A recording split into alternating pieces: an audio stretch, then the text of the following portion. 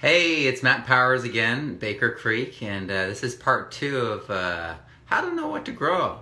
And this morning we talked about how to figure out what your climate analog was so that you would know what other sites all over the globe that you had overlap with so that you could know, hey, I can grow what they're growing. And then you would sample their stuff and then you would mix all the different climate analogs and make this whole new diversity in your area. So that's what we talked about first. So now I want to talk about seed and soil and, well, let's just talk about seed first, seed saving. So where I lived in Central Valley, California in the Sierra Nevada foothills, it was 140 degrees when it was 112 out in the soils. So when it was 112 outside, it was 140 in the soils when it was bare and uncovered because the dark color absorbs the heat, right? So we had like a huge issue growing in where it was actually watered twice a day. It was 120 degrees in the soil. Where it was mulched, it was 40 degrees cooler. Yeah. So mulch is really, really critically important for temperature. I've got a video out and that shows that whole thing with the temperature differential with the thermometer live. But today I'm really going to talk about seed saving. And when I started seed saving, and I was inspired to start seed saving in specific by Jared Gettle. It was Baker Creek and Jared Gettle's example and his books and stuff that actually got me started seed saving originally. I think 9 years ago. Yeah. So, right. And when I originally started growing food, I noticed something very dramatic, that certain things would just bolt. They wouldn't grow. And so I was like, oh, something's wrong with my soil. Oh, something's wrong with my seed. Because I didn't know, right? I didn't know what was going on. So what I did once I started learning about seed saving, started learning about adaptation, was my white carrots that bolted, I let go to seed. And I let it create hundreds of seeds. And then it go to seed all over and spread, and I let that do it twice, and within 2 seasons it went from bolting instantly to forming good roots. And these were the white carrots that were traditionally used as feed, so they're supposed to get huge, you know what I mean? Obviously things get in different climates, get different sizes. Jared Gettle's garden here, I mean, he's getting beets this big sometimes. I'm getting beets like, my biggest beets are like this, and that seems normal to everyone, but some areas get giant food, you know what I mean, because they have a lot of organic matter in the soil. So, yeah, the carrots, it took seed saving to get the carrots to adapt to that area so that it would get to size and it wouldn't bolt early, you know. And that just takes time and seed saving, or just planting it and letting the seeds do their work and the plant just do its thing and spread. And obviously if you have Queen's Anne's lace, that would cross with that and shrink your carrots. So be aware of things like that so that you don't have a reversal of fortune. Cherokee Trail of Tears, the black bean. This is an incredible story. This is a black bean that survived the incredible journey that the Cherokee people took when they were removed from their land from the south and forced to march in winter. And very few of their things survived that journey, and very few of their people did too. And so these seeds are survivors, right? They come from survivors, and they're incredible seeds, incredible heirloom, and they're my favorite bean. They are the most productive. When I first started growing them, though, half of them were brown, and it wasn't like a healthy brown. It was an unhealthy brown, and I didn't understand why. And I just started saving the black ones and composting the brown ones. And what happened was that the pods started getting longer, and the seeds started getting bigger, and they started like packing in, and they started packing in so tight they started squaring, because they would press against each other, and the ends literally would start squaring. And so I started getting like square beans, because they're so packed so tight, you know. And they're all black and shiny and beautiful and full, and I would have less and less like off type beans and less lower quality beans.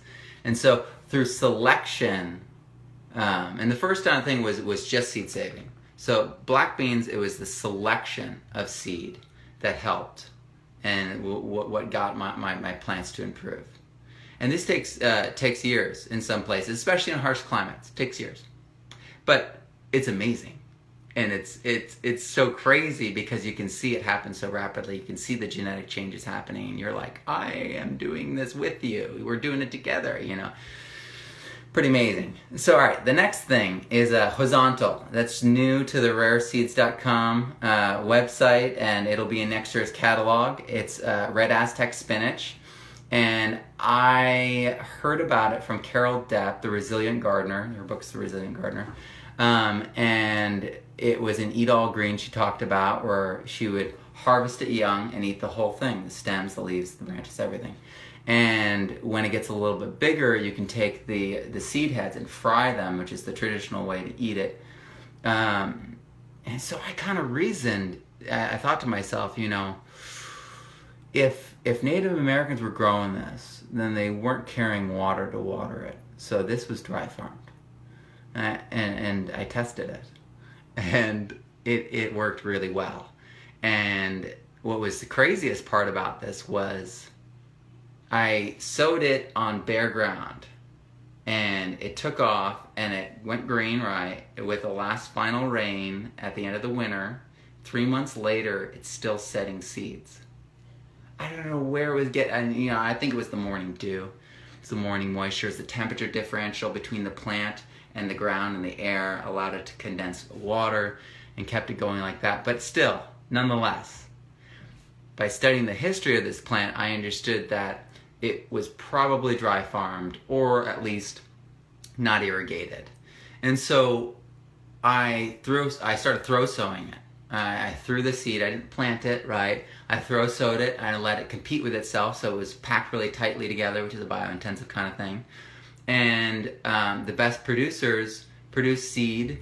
They got like a foot taller than everyone else. Most of the plants burned because it was 140 degrees in the soil right there. But I got seed off of a dry farmed plant that is grain that's edible.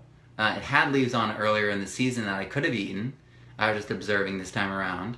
But it's a dry farmed, edible plant that grows in 140 degree soil. So horizontal is a new thing. It's actually my seed. It was my first thing, my first seed that I've ever sold to Baker Creek or anyone really. So that was like an incredible thing. And it's the same exact seed I harvested. I dry farmed the same seed that you guys are getting. So it's the same exact genetics as I dealt with. It's not the dry farmed seed. I've got that separate, and there's not very much of it. So I'm gonna promote that and get that going. And maybe we'll have some special dry farm seed at some point. And then, all right, so the final thing I want to talk about. Okay, so if you guys know about the Explorer series, Baker Creek they have the members of their staff go out into the world and engage in the culture and go and meet new farmers and all over the world and talk to them, learn about their culture, learn about their food, and taste their food, save seeds with them, and bring seeds home that they think that we would like. And one of the things that came to their catalog that caught my eye, this was probably a year and a half ago, and you've probably all seen it too, the Peruvian corn. It's highland valley corn, so it's way up high in the Andes, but then it's these valleys. So they're microclimates at a high elevation, and they're actually photoperiodic. So what that means is they require less than 12 hours of sunlight. And that photoperiodic thing can change. Some things need less light, some things need more light, but that just means that there's a specific amount of light, light, that they need per day. That's the period of time that they need. And people like Stephen Smith, the corn guru, is working on these corns. I'm working on these corns. And what I did with this was, it was placement and a few other things. So first, I understood that the corn needed a really long growing season. And so I live in an area I lived in an area. The area here is a great growing season too. But in California, we had a year-round growing season basically. And for corn, we planted in May and harvested in December. Right, that was the first season of adaptation. It took a lot. It took a lot of time. And it started getting moist at the end of the season, and I started losing things to fungus, and I actually cut them and brought them indoors and hung them upside down, the whole plant. So I had like 12 plants at that point. I think I have about 30 this year that we just put upside down, and then they hang dry. And so all the energy still in the plant, all that green, you know what I mean, all that you know, that nitrogen, the enzymes, the sugars, all that's still flowing downward into the corn. And that's an old technique. That's not something I invented or anything. That I've studied that.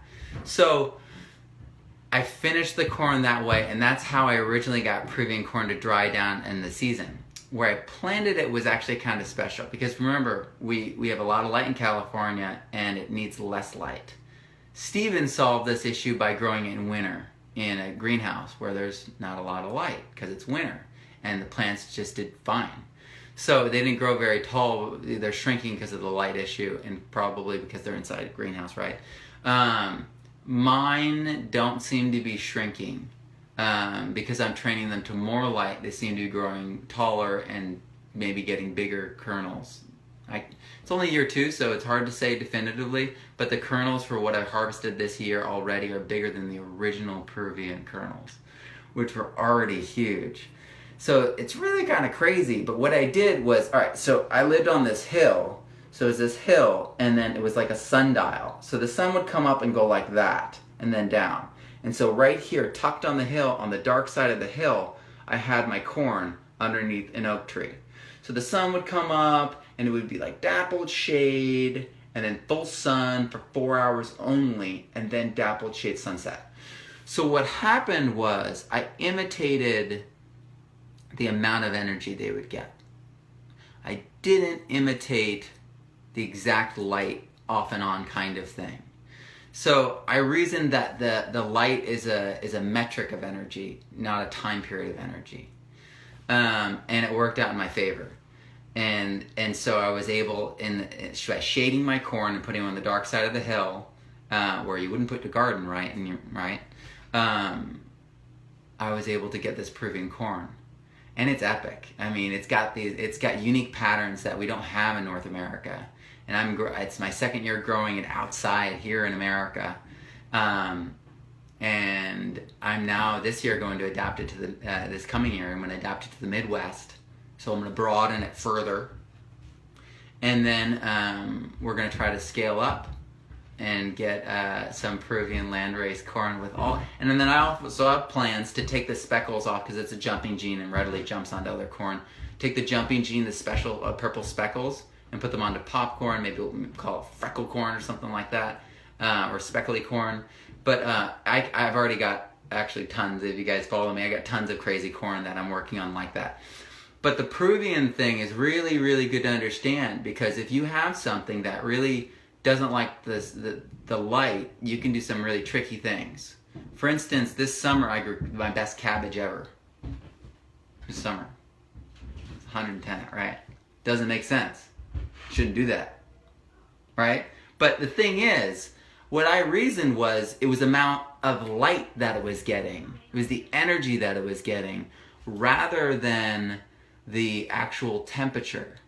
So what I did was I planted under a 3-story canopy. I planted cabbage underneath my corn, my sorghum, my beans, and my squash. And I ended up getting full cabbage heads. They tasted wonderful. And I think it's because I reasoned that it was energy, not a time frame for the light. And that's, we'll work on that, and we'll try to prove that definitively. But the point is, with all of this, is that with seed saving, with observation, and applying what nature has shown us to be her behaviors, and that's what permaculture really is. Permaculture is seeing the world through nature's eyes. We can get more technical with the definition and the ethics, but that's really what it is. And so by looking through nature's eyes, we can kind of start seeing the patterns, and then we can start testing them. And you will find that you can grow things that you never thought you could. I mean, I've tested probably 1,000 of the varieties that Baker Creek has to offer. Yeah, I went crazy for a number of years.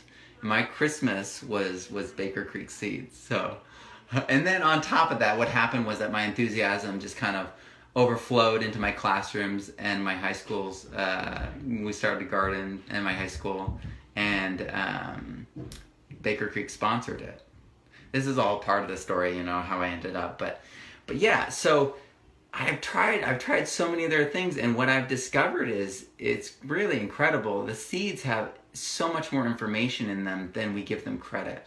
I know some people sometimes have crop failure, or these things happen. There's always something to learn from those events, either about our soil, or about the plant, or about our climate. Because there's so much information actually in these plants. We really don't understand fully. Even if we work with them for a number of years, we don't really understand fully what's possible. So where is he located? I'm currently located at Baker Creek in Missouri. I was located in the Central Valley of California at 6,000 feet at Coarse Gold, California, between Fresno and Yosemite. So I was where it was really hot, where all the fires were actually. My family's super happy to be here at Baker Creek. All right, well, it was so fun to share all that information with you all. I should have props next time to make it a little bit more interesting. But yeah, there's an amazing amount of stuff you guys can do, and I just really want everyone to know that. And there's so much more to the catalog that you can be utilizing if you're seed saving.